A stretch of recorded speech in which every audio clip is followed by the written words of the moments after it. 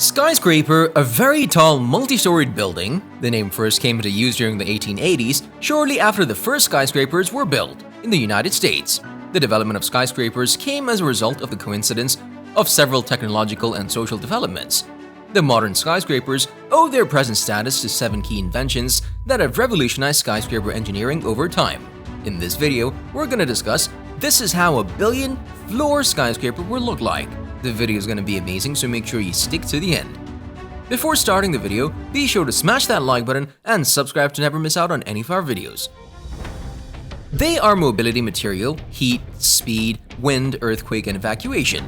The Burj Khalifa is the tallest skyscraper in the world. Located in downtown Dubai, it was designed by Adrian Smith of Skidmore, Owings & Merrill and completed in 2009.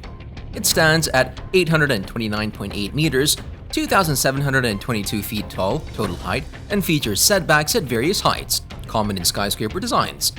The building is the centerpiece of a mixed-use development that includes private apartments, hotels, a mall, parkland, and an artificial lake. It's also the world's tallest man-made structure. The building contains more than 4 million square feet, 372,000 meters square of space, making it approximately 70% larger than the next largest building, which is twice as tall. The current record holder is being built in China, and when it's complete, will have more than 1,000 floors. The central core emerges at the tower's top and is finished with a spire, which reaches more than 700 feet, 200 meters. The spire was constructed inside the tower and hoisted to its final position using a hydraulic pump. At the foundational level, the tower is supported by a reinforced concrete mat nearly 13 feet, 4 meters thick, itself supported by concrete piles 5 feet, 1.5 meters in diameter. A 3-story podium anchors the tower in place. The podium and 2-story basement alone measures some 2 million square feet, 186,000 square meters in their own right. Floors are used to define different levels within a building. The ground floor is the first story up from the foundation wall, the first floor is the second story up, and so on. The number of floors that an office building has is important because it tells you how high it is. The higher the number of floors, the taller the building is expected to be. The mega skyscraper would stick out so far from the Earth that spaceships would crash into it. If the space station were heading toward the tower, it could use its rockets to steer away from it. China has been building taller buildings faster than any other country. In 1970, there were only 4 Chinese buildings over 200 meters, 656 feet high. By 1999, this number had increased to 55. Today, there are over 100 Chinese buildings over 200 meters, 656 feet. This shows that China is leading the way in skyscraper construction. Russia also has a huge number of skyscrapers. Moscow has 8 buildings that rank among the top 50 tallest buildings in the world. Russian architects have used steel frames with concrete shells to build large structures quickly. The bad news is that space is full of broken spaceships and satellites and pieces of junk all flying around at random. If you build a mega skyscraper, spaceship parts will eventually smash into it. You would have to keep it from crashing into the moon, being pulled apart by the Earth's gravity, or falling over and smashing into the planet like the giant meteor that killed the dinosaurs.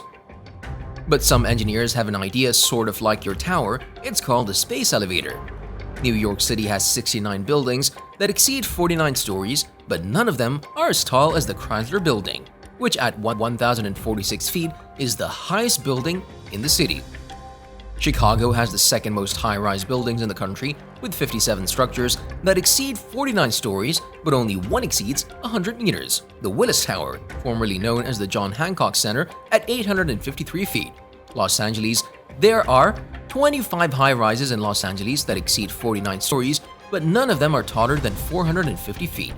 Chicago has the most high-rise buildings per capita in the United States, with 1 building for every 7,200 people. Los Angeles has 1 high-rise for every 50,000 people. Perhaps the biggest obstacle to build even taller buildings, however, is the elevator. Modern elevator systems have just about reached their limit. When elevator cables extend longer than 2,000 feet, they usually weigh too much to work properly. This means that some of the world's tallest buildings require sky lobbies where you have to transfer to another elevator to take you to the highest floors. Transferring to different elevators and slow elevator speeds to prevent discomfort from pressure changes result in elevator rides that are too long for some people. For example, reaching the top of the world's tallest buildings can take as long as 3 minutes or more without stopping at any other floors. As a result, until elevator technology advances, we may only see minor advances in the height of the world's tallest buildings. By all accounts, the skyscraper race is far from over. There are more than 50 proposed buildings that would break the current record. Some of the more conservative structures are already in construction. The more ambitious buildings in the group are only theoretical at this time. According to some engineering experts, the real limitation is money, not technology. Super tall buildings require extremely sturdy materials and deep fortified bases. Construction crews need to elaborate cranes and pumping systems to get materials and concrete up to the top levels. All told, putting on these buildings up could easily cost tens of billions of dollars. Experts are divided about how high we can really go in the near future. Some say we could build a mile-high, 5,280 feet, 1,609 meters building with existing technology, while others say we would need to develop lighter, stronger materials, faster elevators, and advanced sway dampers before these buildings were feasible. Speaking only hypothetically, most engineers won't impose an upper limit. Future technology advances could conceivably lead to a building that is sky-high cities, many experts say, housing 1 million people or more. The last decade of the 19th century saw a huge demand for land. As the economy rose, people wanted more private spaces for themselves, which began to push the city outwards and led to the high price of downtown lands in cities like New York and Chicago. This pressurized the real estate developers to provide more volume for the same amount of land. The only way to provide such service was to build taller buildings. The idea that a single foundation can be shared by multiple living spaces by utilizing the vertical space was already being looked upon as a lucrative option. Tall and slim buildings slowly became a prominent solution to accommodate the increasingly density of population in major cities. However, as the materials became light, the buildings became prone to vibrations, which becomes both discomforting to the users as well as caused structural failure. The most expensive skyscraper ever built, by far, is the Abraj Al Bayt Towers 2012 in Mecca, Saudi Arabia, designed by Dar Al Handasa and costing $15 billion in the US. For comparison, the second most expensive skyscraper is the Marina Bay Sands building in Singapore 2010, costing $5.7 billion US. Owned by the government, the Abraj Al Bayt Towers were designed to modernize the city and cater to its pilgrims. Many of the most iconic contemporary skyscrapers have been built in the neo-futurist style, but generally, a more classical approach is more common. It's difficult to predict what skyscrapers will look like or what style they'll follow in the future. How will future advances in technology and materials affect the height, construction, and appearance of skyscrapers? However, given current trends in sustainability and smart building technologies, we can assume that skyscrapers of the future will be inherently more integrated, flexible, and adaptable than those of today.